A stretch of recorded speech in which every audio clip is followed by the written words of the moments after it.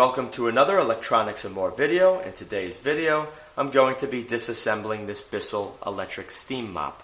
I'm going to be taking a look at the internal components, show you how they work, as well as testing them.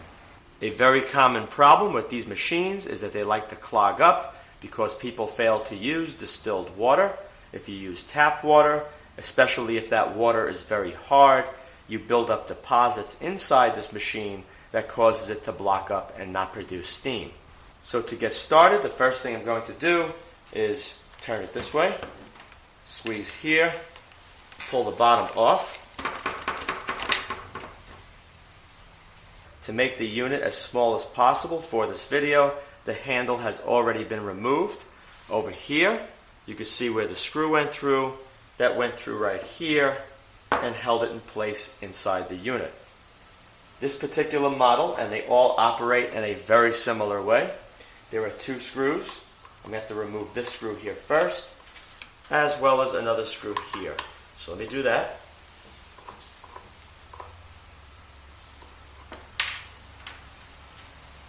And this screw here. This will slide off. Now I'm going to be removing 1, 2, 3, 4, 5, 6, 7, 8, 9, 10 screws. Once I remove all these screws, I'll be back. All of the screws have been removed from the underside of this unit. Now I'm going to slide the bottle off.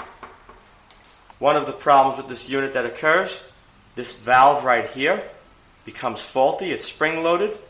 You just replace this end in that event. So when I push up, it opens. And it makes a nice seal when it goes down. So it only opens up once it's pushed into the unit. Let me take this off right here. Now there's a wire holding it here. You got to just pull away under a clip. And we could lay that down right there. There are two more screws right here. You have to undo those.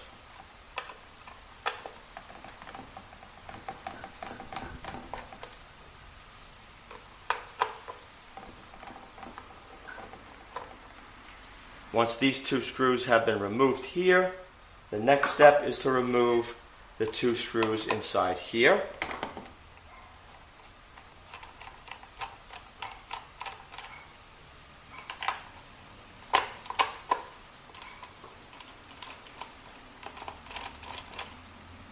Lift this piece off. You can then lift up on this and pull that away. Be very careful not to pull this wire out of this little circuit right here. This is the control circuit. It's inside a piece of plastic with some potting material. Push that back down there.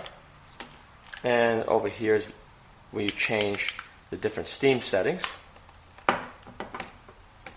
This part right here is a pump. It takes the water from the bottle, all right, when it's connected in, and it shoots it into the heater. This whole unit here is your heater. This is just like a solenoid. When it triggers, there's a plunger in here with a little piston with seals that allows the water to be drawn in and shot out the other side. Now I could lift it out right here. That's silicone. The reason why they use silicone is because this pump gets extremely hot. You can see the heater is made out of cast aluminum, and it's not in direct contact with this plastic holder. It has silicone tips. The silicone tips prevent the plastic from melting. It's on all four sides. To test this pump to make sure it's functioning properly, you could take the two terminals right here, disconnect one of the blades, and then you could do a resistance check between these two. Let me disconnect one of these blades to show you. Pull it off. Alright, leave it out of the way. I'm going to place my digital meter on a 2K setting. Right here. Touch one here. And the other one to there.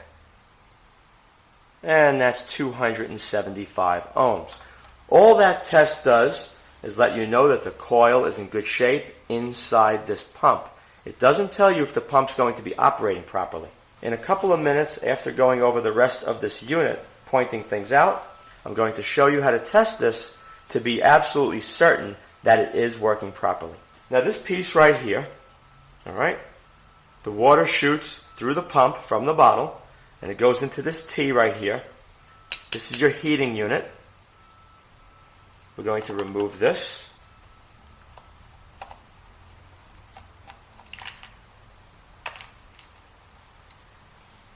Always helps to have a magnetized screwdriver.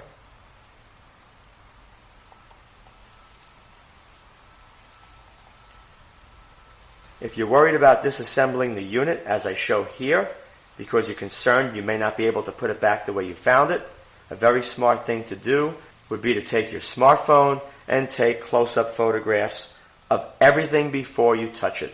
By doing so, you can always go back to your photos and make sure everything is exactly the way you found it. Once these two screws have been removed, I'm also going to remove the mounts for the heater.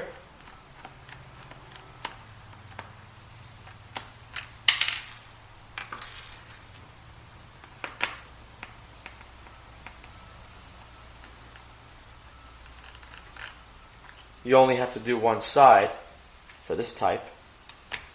Alright. Now I'm going to grab the heater, rotate it, and bring it this way. A little bit more. Okay, and this will pull out of the bottom. Silicone there. Make sure the caps stay on. Right now you're looking at the entire heater. You lay that back down for a second. Make sure that the elbow is clear, that there's no blockages. So you can take this and wiggle and pull out. A good idea to apply some soap, a thin layer, before reinserting this. Once the elbow is removed, you want to blow through one side to make sure air goes through freely. If it does not, take a thin wire or an Allen wrench like you see here. Insert it, make sure it's clear, flush some water through here with a garden hose, push it to the side. Also make sure these O-rings are in good shape. This piece right here on the heater, which was connected to the pump, you can now pull off. Make sure that seal is in good shape. I zoomed in so you could have a better look at everything. Here's the heater. Now let me point out a few things. On the heater, right here is your heating element. This one blade is connected to one side of the element, and this blade here is connected to the other side of the element. Over here is a temperature sensing cutoff. When the temperature rises too high, what happens? This opens the circuit, turning off the flow of current into the heating element. Once it cools down a little bit, what will happen? The circuit closes, and then it allows current to flow into the heating element. This is a 1,500 watt heater. The element is not replaceable. It's part of the whole heater. So when the element goes, you have to throw away the whole heater. Inside this fitting right here, this brass fitting with the silicone slit over it, is a little check valve. So if I take this right here, this Allen wrench, you can hear the spring-loaded valve. You want to make sure that goes in and out freely. If it doesn't, keep moving it around. Sometimes you can have deposits that form in there from using very hard water. So move it around, loosen it up. Pull that out. Once you check to make sure the valve is free, we're going to be taking a small hose, like you see here, attaching it to the opposite side of the heater. This is where the steam is sent out of the heater right here. Just take a wire in there as well. Make sure that's clear. Take a tube like you see here, attach it to the area where the steam would be going out on the bottom, right there. And then you're going to blow into this tube right here. And when you do blow into that tube, you should feel some air, light to moderately, exiting the valve on top of the heating unit.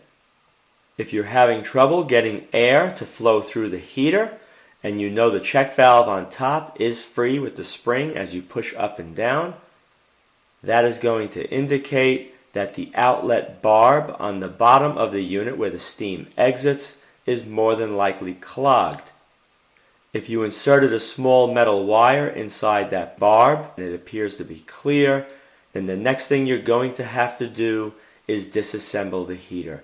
On the inside of the heater, on that same barb, on the inside are 4 little holes, and usually they become clogged over time. You're going to have to clean those little holes and reassemble the heater. In the event that only 1 or 2 of the holes are clogged out of the 4, what's going to happen is you're going to notice water leaking out of the back of the unit because you have too much back pressure building due to the lack of steam escaping through the outlet. The high pressure relief valve, which is right here, which is located between the heater and the pump, which faces down and connects to that little hood where the water would drip, this could be faulty. I'm going to unscrew this to show you how it works. It's very simple. You're going to take a slot screwdriver, but before you do that, take a red Sharpie pen and on one side just make a little red dot on the nylon and make it coincide with the red dot on the black plastic housing, which looks like ABS. You're going to rotate slowly, and you're going to count how many turns before the set screw pops out. So that's 1. That's like 1 3/4. That's 2. And it's around 2 1/4. So when you put it back, you're going to know how many turns. It's important because the tighter the screw is, it's going to require a lot more pressure to get this valve to open to relieve pressure that's inside this T. Alright, so you got the spring right there, goes in like that, and in here is another piece right there. It's a little plastic piece, resembles possibly polystyrene, and this goes on here and that goes there. So it's pushing this needle with that O-ring seat very tightly against the hole inside the T. So when the pressure rises high enough, it'll be able to push this spring in to compress it, allowing water to pass and steam to come running out of this hole. Sometimes the O-ring becomes damaged, so you want to inspect it, make sure it looks good. You could put a very thin film of silicone grease, which you could pick up at a hardware store, on all the O-rings in this unit.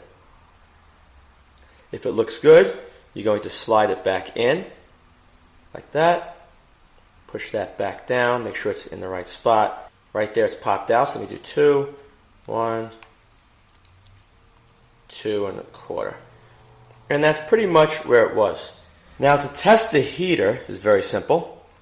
We're going to slide off one blade. Grab it there and slide it off. Alright.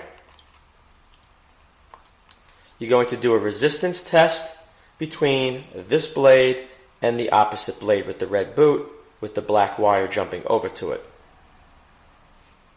Going to take a digital meter, set it on a low range, in my case 200. Then I'm going to probe this connection here as well as that one there. Hold it like that, and as you can see, I'm getting around 10.5 ohms. You should get a reading in and around 8.5 to 12 in that range. If you do, the heating element should be fine. The last test we're going to do, we're going to be taking a look at the thermal switch, which is right here. So let me put this back where it belongs. Right on there. Okay. Let me undo one of these blades. Good. Let me pull this one up just a little higher so I could get to it. Now my meter is going to be set on a continuity setting right here with the alarm. So when I touch the two together,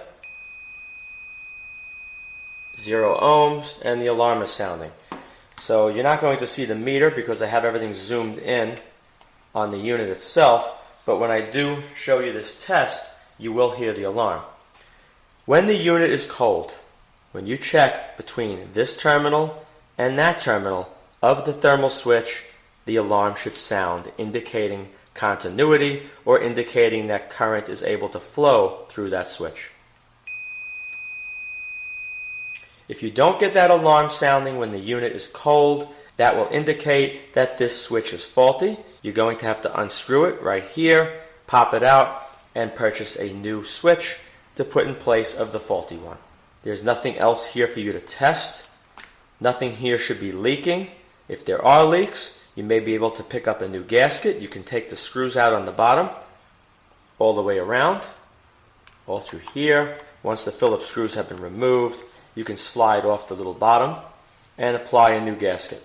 Or even use high temperature red RTV silicone sealant, which you could pick up in an auto parts store, and that should also seal that off. Now what I am going to do is show you what the heater looks like when it is disassembled. Now in order to disassemble the heater, there are 3 Phillips screws on this side here that wrap around, and if you roll it around this way, there are 3 more.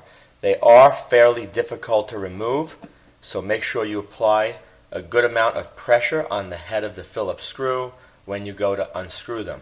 You do not want to strip any of those out, otherwise you'll have a very difficult time reassembling the heater. You could take these caps off to push them out of the way so you don't lose them.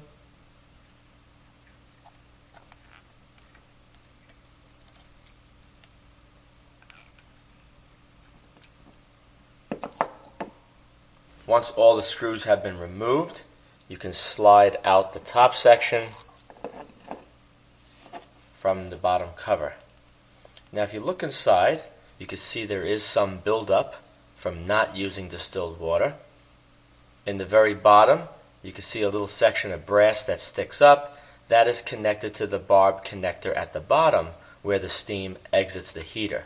In order for steam to exit this little barbed connector, it has to enter through 4 little tiny holes on the inside of the cover. Let me put a light on here to show you. Now if you look at the very bottom, you're going to see that there's some corrosion and a buildup around the bottom.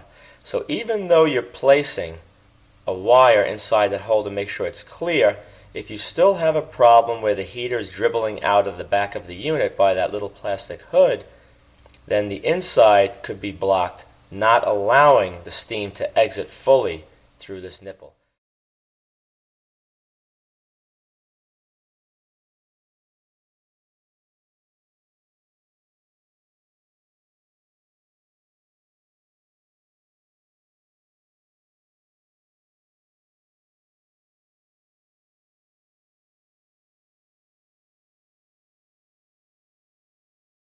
As long as this fitting is perfectly clear, there shouldn't be any reason for water to be dripping out of the high pressure relief on the back of the unit. Let's take a look at the rest of the heater. Over here, you can see this flat surface makes contact with this end right here where that red gasket is. Make sure you clean that gasket. Take a damp cloth, wipe it down, make sure it's fully seated into the groove, and if you would like, you could place a very thin film of red RTV silicone to ensure that when you put this back together, it does not leak. Now this right here, this is the spring I told you about earlier for this valve. So if I grab this and pull this out, it's got this little seat, and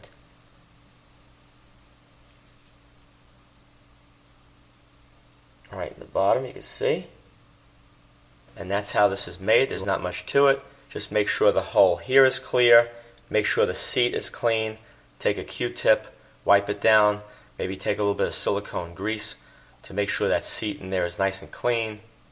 Make sure the gasket is perfectly flat and in the groove and clean before you reassemble. If there's a problem with the gasket or you want to really make sure this does not leak when you put it back together, pick up some red RTV silicone at an auto parts store. Apply a very thin bead and then reassemble. Over here you can see the heating element.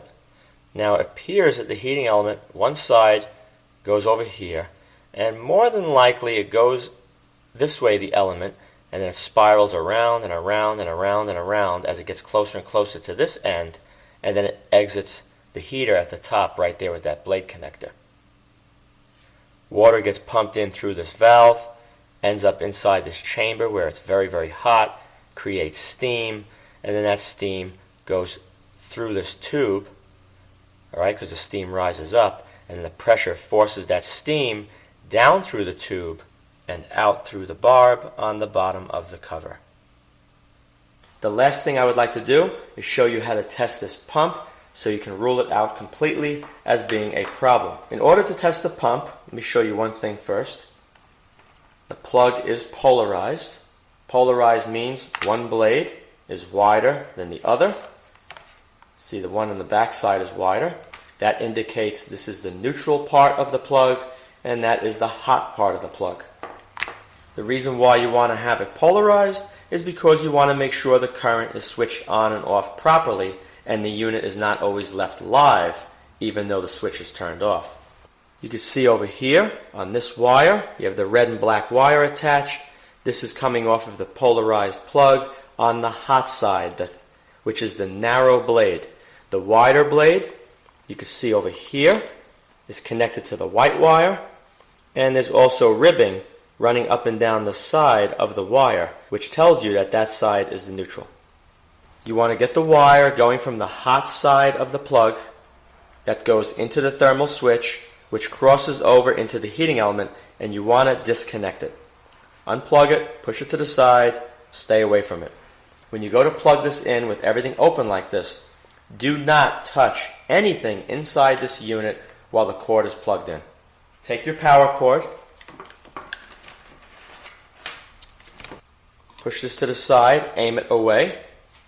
You're going to now plug in the unit, and the only thing that you're going to touch is going to be this plastic cover right here with the buttons on it. Right now it's flashing. Once it's a steady light, you're going to push the button, and you can push it to the high setting and try each setting. The low should make the pump pulse slowly. The medium should make the pump pulse a faster speed. And when you put it at the high setting, it should have a rapid pulse coming out of the pump. I'll turn it on. I'll show you low first.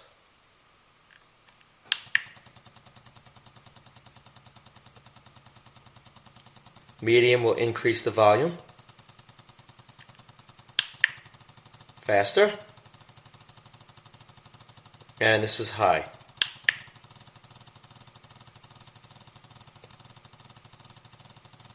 Now to off, and let's go back to low again. Low, medium, and fastest setting is high. If you tested all these components and they're all working properly, but the unit does not power up, or you're having another problem, then that will leave only two things. One of them could be right over here. You see this white tube?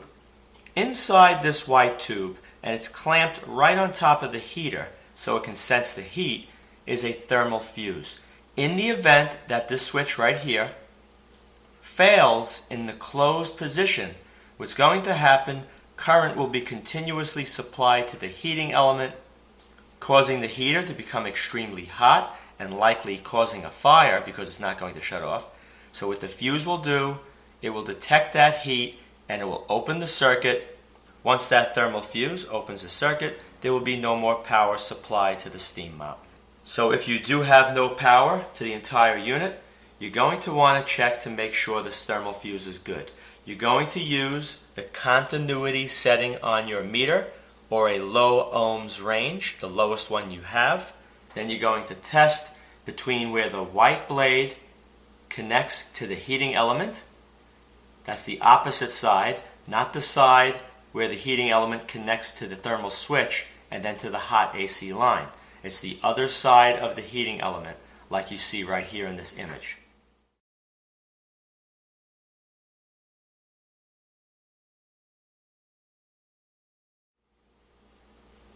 One probe goes on that terminal, and then the other probe is going to go to the wide blade of the plug.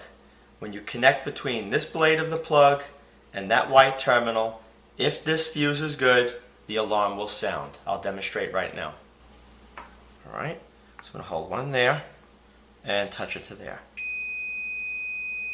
That indicates current is flowing through the fuse and the fuse is not blown. You can rule that out.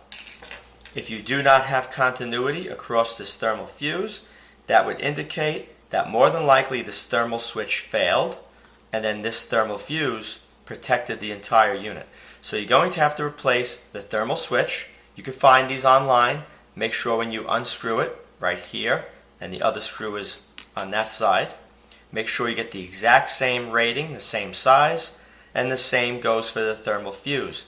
Make sure it can handle the same amount of current, as well as being set to trigger at the proper temperature range.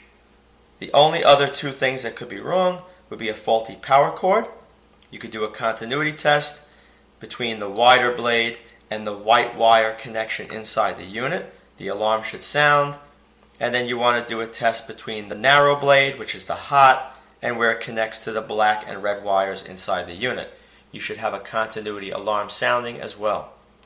If you don't, you more than likely have a faulty power cord. The last thing that could be wrong, this little potted circuit board or the control board for your unit is faulty. If you enjoyed this video, please rate it a thumbs up, subscribe, and post links to this video on other websites and blogs. Also be sure to check out my video playlist as well. Thank you very much for watching.